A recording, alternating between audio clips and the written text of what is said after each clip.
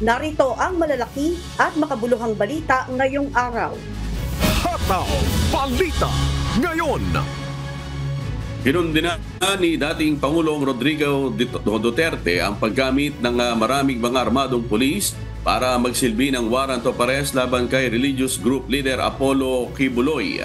Ayon kay Duterte, hindi umano ito katanggap-tanggap lalo't sa Kingdom of Jesus Christ Group Compound at sa school premises ito nangyari. Ayon pa sa dating Pangulo, gusto nitong malaman kung overkill ba ang magiging trademark ng Marcos administration sa pagtrato ng mga akusado na hindi pa nahatulang guilty beyond reasonable doubt.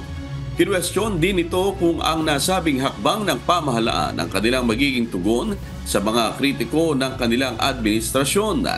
Hindi anya maisip ng dating Pangulo kung papaano matitiyak ng kasalukuyang nanunungkulan ang constitutional rights ng mga Pilipino kung ang mga pangunahing karapatan ng mamamayan ay nilalabag. Hataw Balita Ngayon.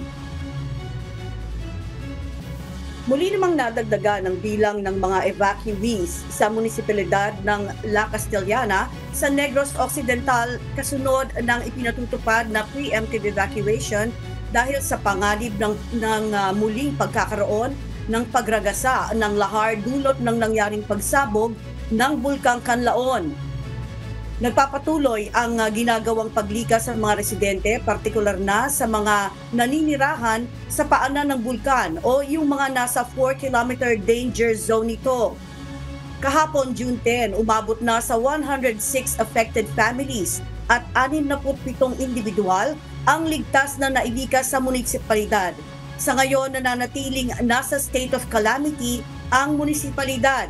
At nakaantabay naman ang mga pulis upang umasiste sakaling mga ilangan ulit ng paglikas.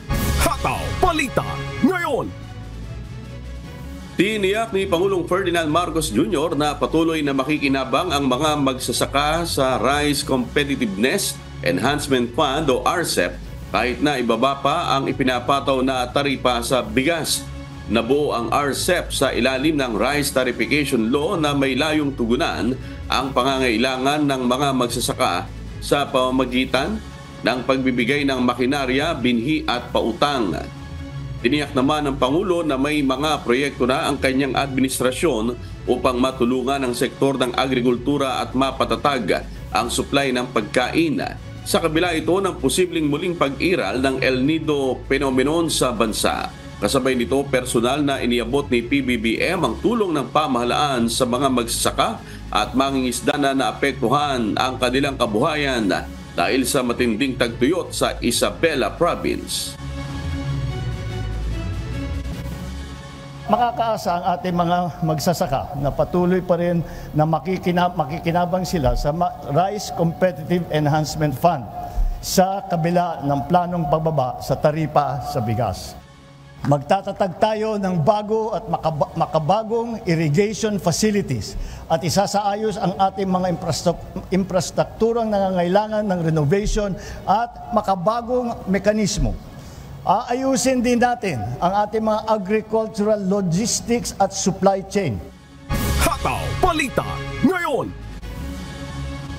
Nilinaw kahapon June 10 ni Senate President Francis Cheese Escudero na hindi saklaw ng kautusan ng Malacanang ang pag-awit at pagbigkas ng bagong Pilipinas Hymn at Pledge ang Senado at Kamara. Ayon sa mambabatas, ang naturang Memorandum Circular No. 52 ni Pangulong Ferdinand Marcos Jr. ay para sa executive branch kaya hindi rin ito sakop ang Korte Suprema at Constitutional Commissions.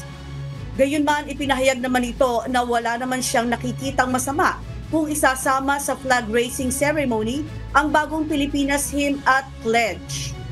Independent na desisyon nila kung gagamitin nila yan. Dahil ang sinusunod namin ay yung flag and heraldic code na nagsasabi kung ano yung kakantahin kada flag raising ceremony. Pero sa ganang akin, kung akong tatanungin, wala namang masamang awitin o sambitin ang mga katagang dapat meron tayong pag-asa, dapat magtulungan tayo, dapat ambisyonin nating umangat ang ating bansa, dapat magtulungan tayo. Wala naman ako nakikitang masama doon. At hindi lamang ito ika nga pagpapaalala sa ating mga sarili. pagpapaalala din ito sa mga opisyal ng gobyerno na ito ang mga bagay-bagay na pwedeng singilin sa amin ng ating mga kababayang kakanta o aawit nito, lalong-lalo na sa mga paaralan. Hataw Balita ngayon. Palalawigin pa ng grupong Manibela hanggang sa Biyernes, June 14, ang isinasagawa nilang tigil pasada na layong kondinahin ang gagawing panguhuli sa mga tradisyonal na jeep na hindi sumama sa franchise consolidation. Halos 1 oras na hinarangan ng mga nagpoprotesta ang eastbound ng East Avenue kahapon, kaya napilitan ng mga traffic personnel sa Quezon City na magpatupad ng rerouting sa mga motorista. Sa naunang pahayag ni Land Transportation Franchising and Regulatory Board o LTFRB Chairman Chopilo Guadis III, planong simulan ngayong Martes, June 11, ang malawakang crackdown o ang panghuhuli sa mga unconsolidated jeepney. Muli namang iginit ng Manibela ang pagkakaroon ng kahit 1 taong provisional authority para sa mga jeep na hindi pa nakapag-consolidate. Nakakalungkot na hanggang ngayon puro pananakot pa rin ng gustong gawin sa atin ng DOTR at ng LTFRB. Labag sa konstitusyon itong gagawin nilang panghuhuli dahil wala pang penalty o yung ating mga prangkisa hindi pa naman napoproseso kung kailangan na bang bawiin, i-revoke dahil po wala pa naman napapadalan sa atin ng show cause order. Hataw Balita ngayon. May good news naman po para sa mga motorista dahil epektibo na po simula ngayong araw ng Martes, June 11, ang rollback sa presyo ng mga produktong petrolyo. Batay sa magkakahiwalay na abiso ng mga kumpanya ng langis, magbabawas ng piso at 20 sentimos ang presyo ng kada litro ng diesel. Magkakaroon naman ng tapyas na presyo na 60 sentimos sa presyo naman ng kada litro ng gasolina. Ipatutupad naman ang rollback na piso at 30 sentimos sa kada litro ng kerosene. Ayon sa industry players, bunsod pa rin ito ng pagbabagong galaw sa presyo ng langis sa international market. Marami rin ang kasalukuyang supply ng mga oil-producing countries kaya bumaba ang oil price sa buong mundo. Hataw Balita ngayon.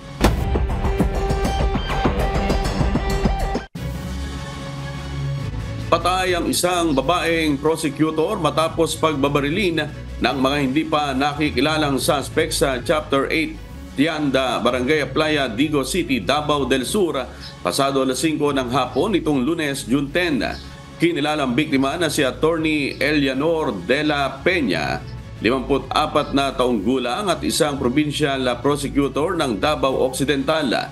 Ayon sa inisyal na investigasyon ng Digo City Police Office, pauwi na ang biktima sa kanilang bahay sa Barangay Playa, Digo City, sakay ng kanyang pickup truck at saka biglang binaril ng mga suspect. Patuloy naman ang hot pursuit operation ng PNP sa mga salarin.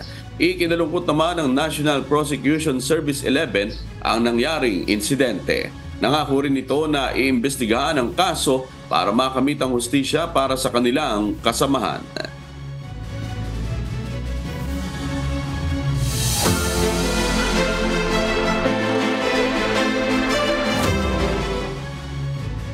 Patuloy naman ang ginagawang kampanya ng Social Security System o SSS Bicol laban sa mga delinquent employer o mga employer na hindi nagbabayad ng tama ng kanilang mga kontribusyon sa SSS. Sunod-sunod na Run After Contribution Evaders o RACE operation ang isinagawa ng ahensya sa rehiyon ngayong taon. Si Brian Balderaje, humahataw!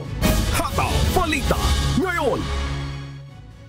Mas pinaigting pa ng Social Security System o SSS Bicol ang kampanya nito laban sa delinquent employers o yung mga employer na hindi nagbabayad ng tama sa SSS contribution ng kanilang mga empleyado.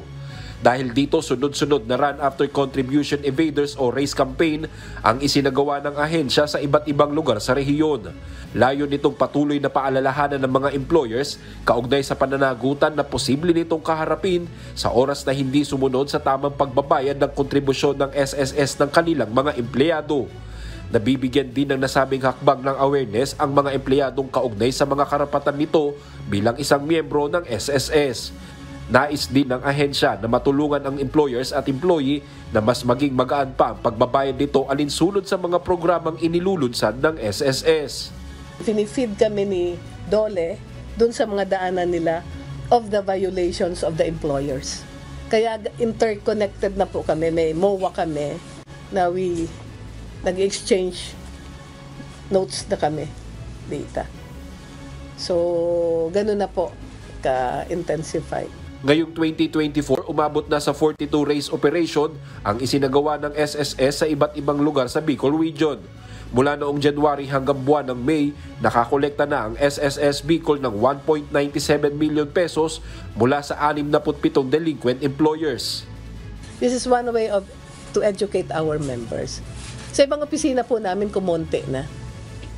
At makikita niyo po yung setup namin. Sana they would take advantage of this na nandyan po yung aming e-center. Yung e-center. Pagdala ka lang ng kasama mong marunong kumalabit kung wala kang cellphone. Marunong mag-oral.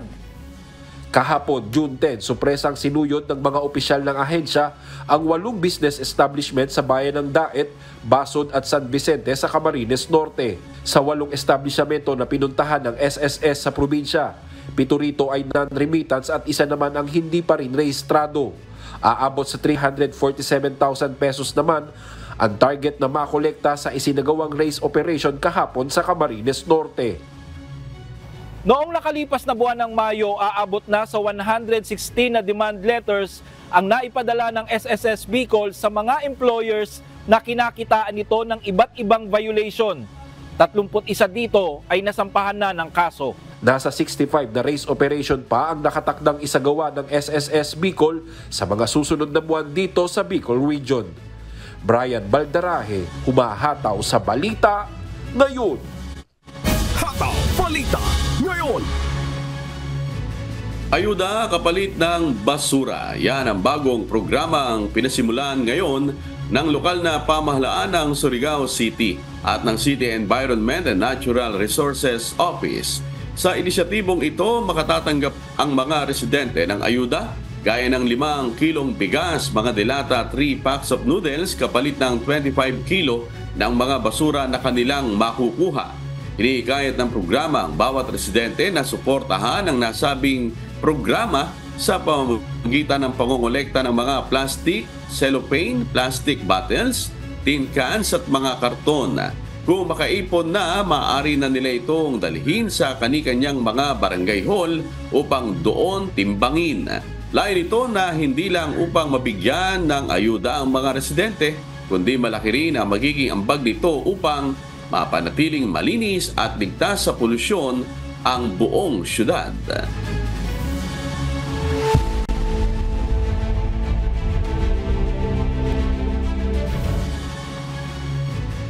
Ninalaan ni Kim Yo-jong ang influential na kapatid ni North Korean leader Kim Jong-un ang South Korea ng posibleng tugon kung magpapatuloy ang loudspeaker broadcast at leaflet balloon flights nito sa gitna ng umiinit na tensyon sa pagitan ng dalawang panig. Ito ang humahataw na balita ni Erica Luzon. Hataw Balita Ngayon. Inihayag ni Kim Yo-jong, ang influential na kapatid ni North Korean leader Kim Jong-un, na kung ipagpapatuloy ng Republic of Korea ang pagpapalipad nito ng leaflet at loudspeaker broadcast sa border, tiyak na mararanasan nila ang bagong counteraction ng Democratic People's Republic of Korea o DPRK. Nagpatuloy ang loudspeaker broadcast ng South Korea patungo sa North Korea noong Linggo ayon sa kanilang militar bilang tugon sa babala na gagawin nila ito kung magpapatuloy ang pagpapadala ng mga lobo ng basura mula sa Pyongyang. Natuklasan na naglalagay din ng sariling loudspeakers ang North Korea, ngunit hindi nagplano ang South Korea na gamitin ang kanilang loudspeakers nitong Lunes, June 10. Nagpadala ng mga lobo ng basura ang North Korea noong Sabado, June 8 na mayroong humigit kumulang na 330 lobo na may kasamang basura.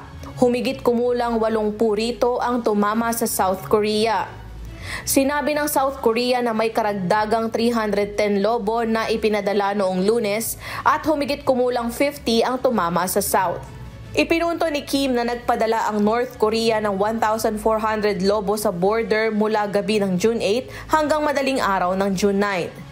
Sinimula ng Pyongyang ang pagpapadala sa border noong buwan ng Mayo na tinawag na pagsagot ito sa anti-North leaflets na ipinadala ng mga aktivista mula sa South Korea bilang bahagi ng propaganda campaign. Erica Luzong, humahataw sa balita ngayon. Hataw Balita ngayon. Nasa 70 na bansa at iba't ibang organisasyon ang lumagda na para sa isang peace summit na gaganapin sa Switzerland na naglalayong isulong ang kapayapaan sa Ukraine. Hindi naman kasama sa mga inimbitahang dumalo sa peace summit ang Russia. Ito ang humahataw na balita ni Val Onya. Hataw Balita ngayon. Ipinahayag ng gobyerno ng Switzerland kahapon, June 10, na nasa 70 bansa at organisasyon na ang nagparehistro upang lumahok sa isang peace summit na gaganapin sa June 15 to 16, 2024. Ayon sa Switzerland, hindi inanyayahan ang Russia dahil ipinahiwatig nito na wala itong interes na dumalo. Gayunpaman, binigyan diin ng Switzerland na dapat bahagi ang Russia ng proseso ng kapayapaan. Layunin ng pagtitipon na sama-samang tukuyin ng isang roadmap kung paano maisasama ang Russia at Ukraine sa isang hinaharap na proseso ng kapayapaan. Samantala, nag-udyok naman ang nasabing desisyon para magsalita ang mga makapangyarihang kaalyado ng Moscow tulad ng China ukol sa magiging hindi pagdalo ng Russia sa nasabing summit. Pahayag nito, walang saysay ang usaping pangkapayapaan kung hindi kasama ang Russia. Ayon kay Swiss Foreign Minister Ignacio Cassis, tatalakayin sa summit ang malawakang pandaigdigang interes tulad ng pangangailangan para sa nuclear and food security, freedom of navigation, pati na rin ang humanitarian issues tulad ng mga bihag sa digmaan. Val Onya, humahataw sa balita ngayon. Hataw Balita ngayon. Nagpatawag ng snap elections si French President Emmanuel Macron matapos matalo sa halalan para sa European Parliament. National Assembly, tuluyan ng bubuwagin. Ito ang humahataw na balita ni Early Briones. Hataw Balita ngayon. Nagpatawag ng isang snap legislative election si French President Emmanuel Macron matapos matalo ang kanyang partido sa ginanap na election para sa European Parliament sa France noong Linggo, June 9. Sa inisyal na resulta, nanguna ang far-right National Rally Party na pinangungunahan ni Marine Le Pen na may 31.5% na boto. Higit doble sa boto ng partido ni Macron na Renaissance na nasa ikalawang pwesto na may 15.2% na boto. Nauna lamang ng kaunti sa Socialist at ikatlong pwesto na may 14.3 na boto. Sa isang mensahe na mula sa Élysée Presidential Palace, sinabi ni Macron na ibinabalik niya sa mga mamamayan ng pamimili para sa kinabukasan ng bansa. Kaya naman kanyang binubuwag ang National Assembly ng bansa. Magbibigay daan sa mga botante na pumili ng mga bagong mambabatas ang hakbang na ito. Subalit maaari ring magdulot ng malaking epekto sa politikal na aspeto ng France. Dagdag pa ni Macron, seryoso ang kanyang naging desisyon at nagpapakita ito ng kanyang tiwala sa demokrasya ng bansa at magtuturo ng tamang direksyon na dapat tahakin ng bansa. Early Briones, humahataw sa balita ngayon.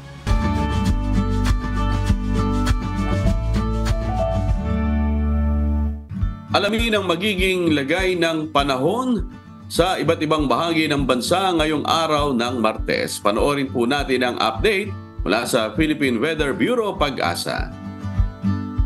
Sa kasalukuyan po ay may binabantayan tayong low pressure area na nasa loob ng ating Philippine Area of Responsibility.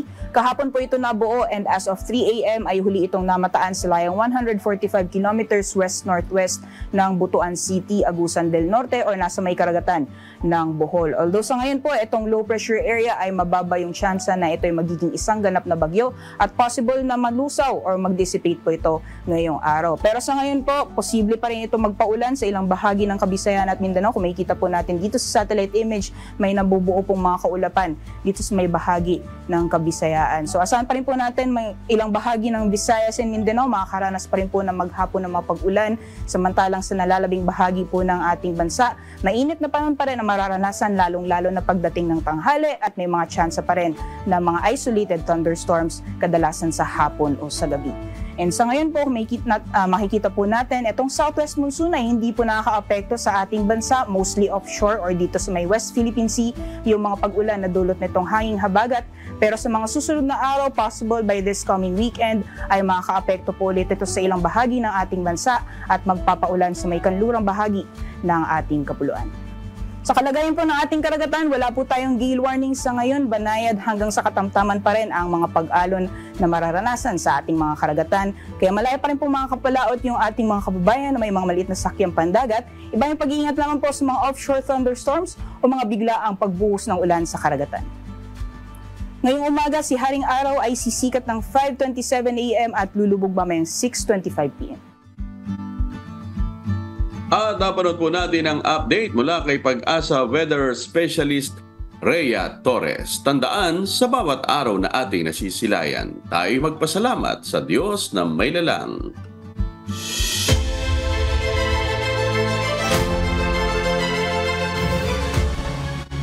Nilusob ng mga tauhan ng Philippine National Police ang 5 properties ni Kingdom of Jesus Christ Group Leader Apollo Kibuloy sa Davao City kahapon para isilbi ang warrant of arrest laban sa kanya at sa 5 pang ibang kapwa niya akusado.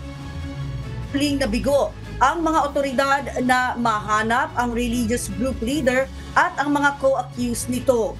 Si Lalaine Moreno, humahataw! Hataw Balita ngayon! Nabulabog ang mga miyembro ng Kingdom of Jesus Christ o KOJC Group matapos na lusubin ng mga armadong pulis ang 5 properties ni Apollo Kibuloy sa Davao City bandang alas 3 ng madaling araw nitong Lunes, June 10. Sa KOJC compound sa Buhangin District, nagulantang ang mga supporters ni Kibuloy na naghahanda na sana para sa kanilang morning devotional alas 4 ng madaling araw. Mahigit 100 tauhan kasi ng Criminal Investigation and Detection Group, Special Action Force at Civil Disturbance Management Unit na naka-full battle gear at police shields ang nakaposisyon sa labas ng compound.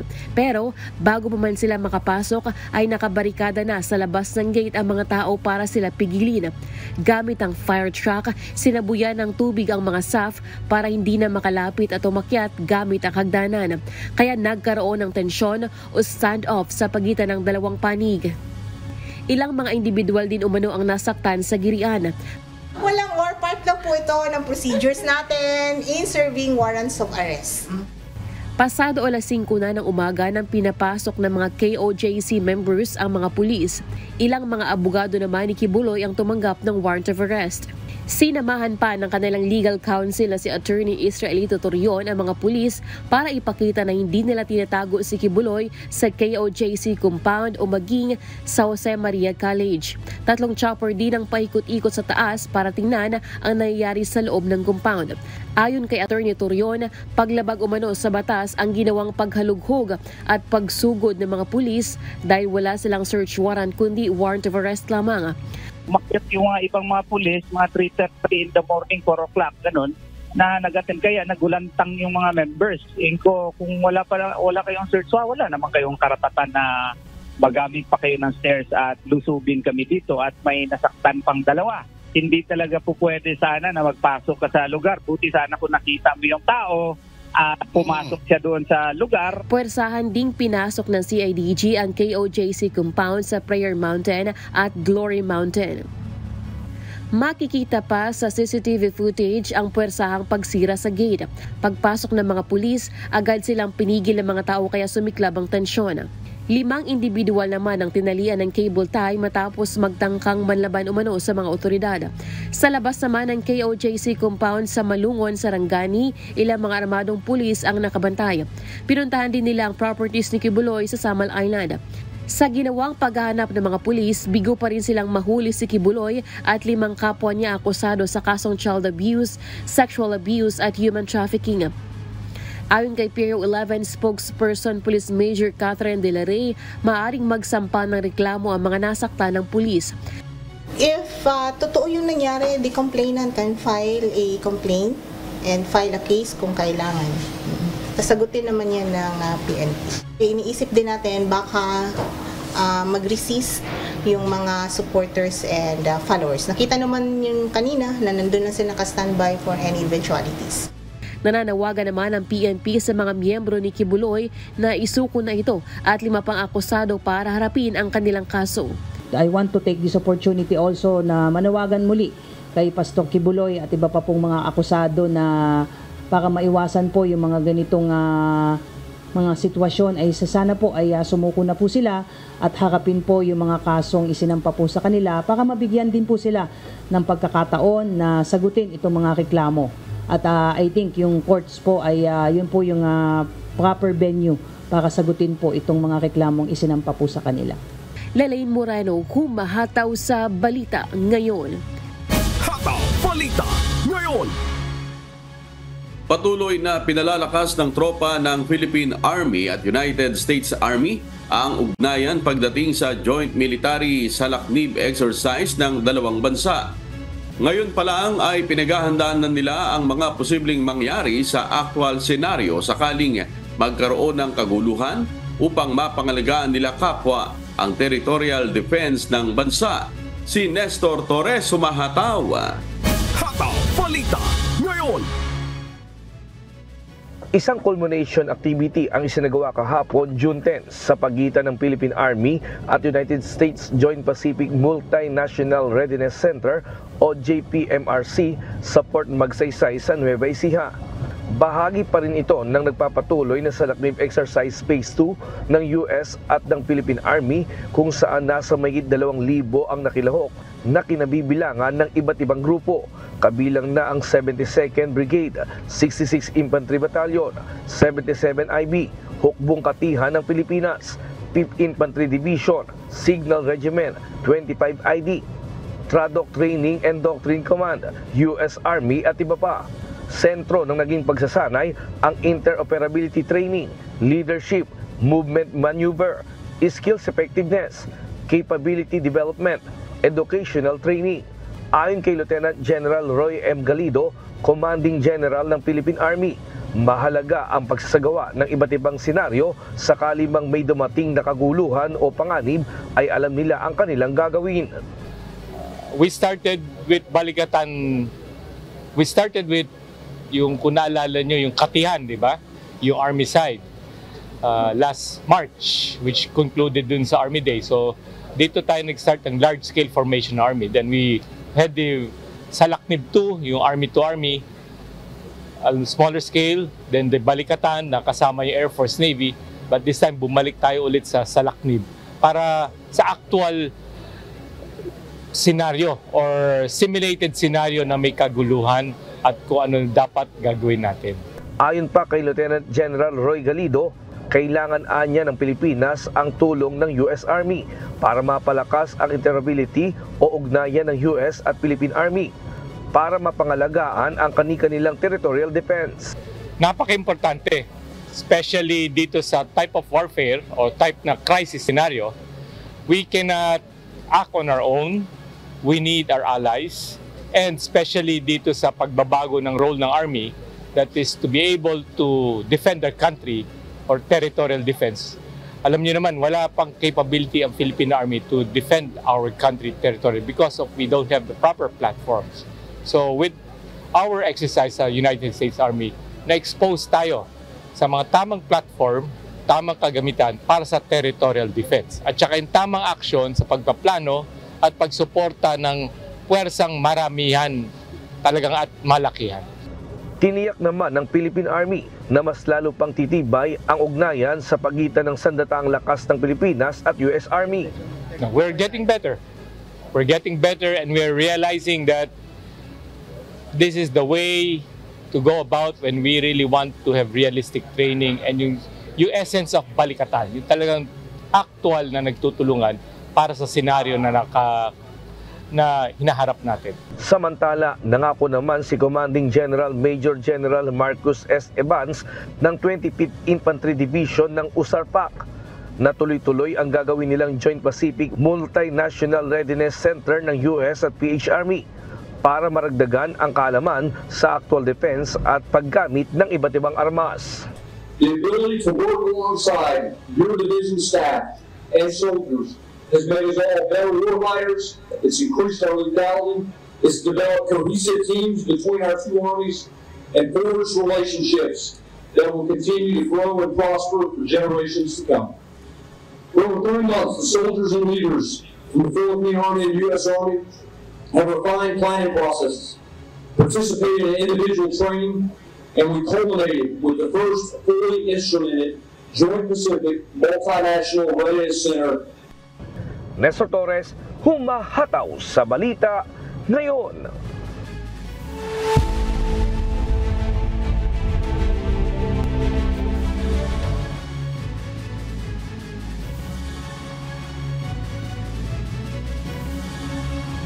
Mas tumindi pa at patuloy sa pagsulong ang puwersa militar ng Russia sa strategic Ukrainian town ng Chasiv Yar sa loob ng 2 taong giyera. Ginawa naman ng Ukrainian forces ang lahat ng paraan upang hindi makatawid ang kaaway sa kanila at makakuha ng posisyon sa kabilang panig. Mula sa Edmonton, Canada, may humahataw na balita. Si Charles Corpus, live. Hataw Balita ngayon. Hello Charles, kumusta na kayo? Paano ba nagawang makaabante naman ng Russian forces sa Chasiv Yar? Yes, Marie, matagal nang inaasahan ng Ukrainian forces ang pagsulong ng Russian forces sa bahagi ng Chasiv Yar. Ito kasi ang pinakamahirap na lugar sa buong frontline kung saan ang pinakamalaking pressure ng sagupaan ay mataas at madalas. Sa nakaraang linggo, mahigit 1,500 shelling o bombardment ang ginawa ng Russia mula Hilaga hanggang Timog. Bagamat ito'y nasa mataas na elevation ay hindi nakaligtas sa pagkawasak ang mga infrastruktura at mga gusali rito. Noong nakaraang buwan, sinabi ng Russian Commander Alexander Shirsky na ang plano ng Russia na mapasa kamay nila ang bayan bago sumapit ang anibersaryo ng tagumpay ng Soviet sa ikalawang digmaang pandaigdig. Samantala, patuloy naman na sinisikap ng Ukrainian forces na mapaigting ang kanilang depensa upang hindi na makatawid pa ang mga Russian sa kanal. Balik sa iyo, Marie. Oo, Charles, medyo matagal na rin itong gera na to, hindi na maganda, pero ano ba ang ginamit ng Russia sa pag-atake naman sa Chasiv Yar?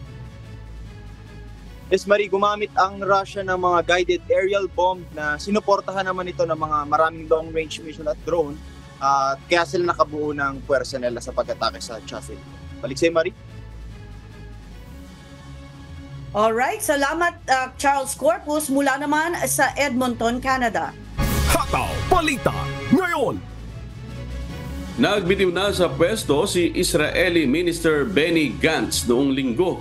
Siya ang natitirang sentry sa emergency government ni Israeli Prime Minister Benjamin Netanyahu. At mula sa Los Angeles,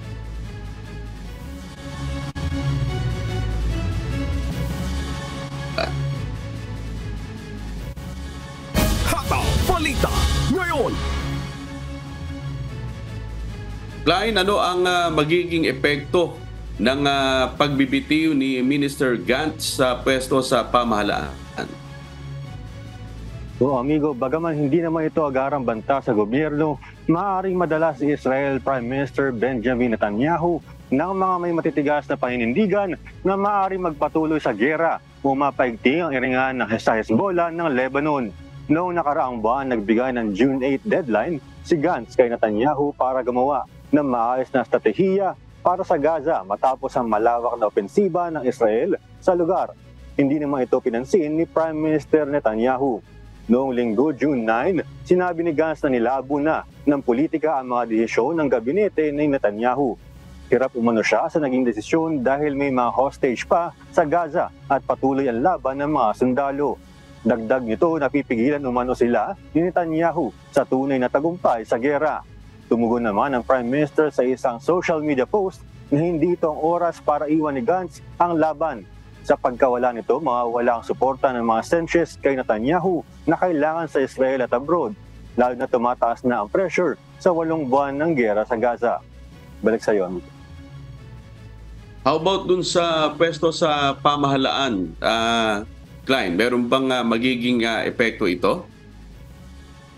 Amigo, sa kasalukuyan ay nananatiling may control sa 64 out of 120 parliament seats ang koalisyon natin ni Netanyahu. Kahit mangailangan na ito na umasa sa political backing ng mga ultra-nationalist parties na si Gantz ay kilala na mayroong good working relations sa mga US officials at kaya ang pagbaba niya na ito ay maaaring gumawa ng pressure o pagkasira sa relasyon sa pagitan ng Israel at Estados Unidos. Gayon din ang relasyon ng Israel sa iba pa nitong international partners, amigo. Alright, maraming salamat, Klein Sinca mula sa Los Angeles, USA. Hataw Balita ngayon. Ipinagdiwang naman ang 29th Filipino Migrants Day sa Malaysia kung saan nagpakita ang mga overseas Filipino workers ng kanilang mga produktong likha mula sa mga pagsasanay na isinasagawa ng Migrant Office o Migrant Workers Office. Ito ang humahataw na balita ni Joan Besonia. Hataw Balita ngayon. Kamakailan ay ipinagdiwang ang 29th Filipino Migrants Day sa Malaysia, isang mahalagang okasyon na kumikilala sa mga sakripisyo at kontribusyon ng mga Pilipinong manggagawa sa ibang bansa. Bilang bahagi ng pagdiriwang, isang culminating activity ang isinagawa ng Migrant Workers Office para sa mga overseas Filipino workers o OFWs na sumasailalim sa iba't ibang pagsasanay. Layunin ng aktibidad na bigyan ng ating mga kababayan ng alternatibong paraan upang maging pinansyal na matatag, lalo na kapag nagdedesisyon silang bumalik sa Pilipinas para doon na manirahan ng permanente. Ang ating pong reintegration preparedness program para sa ating mga OFWs dito sa Malaysia, nakapaloob po riyan ang napakaraming trainings natin na isinasagawa natin tuwing linggo. Meron tayong dressmaking, meron tayong soap making, perfume making, jewelry making, meron tayong hair culture, nail art, barista, bartending, photography, and the latest one nga ay nagtayo kami ng ating computer lab at meron kaming 15 computers wherein tinuturuan namin yung ating mga Pilipino dito, lalo na yung ating mga kasambahay, kahit yung basic lang ng Microsoft Office, ay malaman nila, especially doon sa paggawa ng emails. And syempre, ako mismo yung nagtuturo para sa ating cooking lesson. Layunin ng mga pagsasanay na ito na bigyan ng mga alternatibong paraan ng pagkakakitaan ng ating mga kababayan, lalo na kung sila ay magdesisyong umuwi na sa Pilipinas at doon manirahan. Ay malaki po. Kasi kahit may alam ka na, kailangan mo siyang i-enhance. Caregiving. Next, yung photography, then Adobe Photoshop, entrepreneurship. Na-apply ko po siya sa travel and tours. Then, kasi nung mga natutunan ko dito, kinukuha ko siya as for my capital sa ginagawa kong business. So, then, kasi lahat doon, pwede mo din siyang i-apply. Kasi nung dumating ako sa Malaysia, wala akong ibang hinahanap. Gusto kong may pagkaabalahan ang Sunday. Like positive, quality day or positive day for me. The business is already there, but I still working. Yeah. Because sabi ko nga, hindi mo pwede siyang pakawalan. Yung business is para sa akin, andyan pa rin siya. Pag tumatanda ako, kahit iwan ko mo yung trabaho ko, may uuwian ako. Joanna Besonia, humahataw sa balita ngayon. Hataw Balita ngayon. At sa atin namang shout out, happy Sabbath anniversary kay Brad Jury Baldo at Brad Angel Paliso. Kaya Marie. Ayan, at syempre happy Sabbath anniversary rin sa lahat ng mga June celebrants. Dito naman sa Austin, Killeen, and San Antonio, marami sila amigo lalo na itong buwan ng Hunyo. At syempre, ayan, sa aking ni Amor, iluto na ang salabat. At shoutout din kay Brad Jassy Mertalia, ganun din kay Mami Beth at Brad Dan Rason. At syempre sa mga taga-subaybay sa buong Pilipinas at sa iba't ibang panig ng mundo, ganun din sa mga tagapakinig ng Hataw Balita ngayon sa Radyo La Verdad 1350. At sa aming ibabahaging mga salita ng Diyos na ating sandigan, mula sa Awit, Kapitulo 145, talatang 16. Iyong binubuksan ang iyong kamay at sinasapatan mo ang nasa ng bawat bagay na may buhay.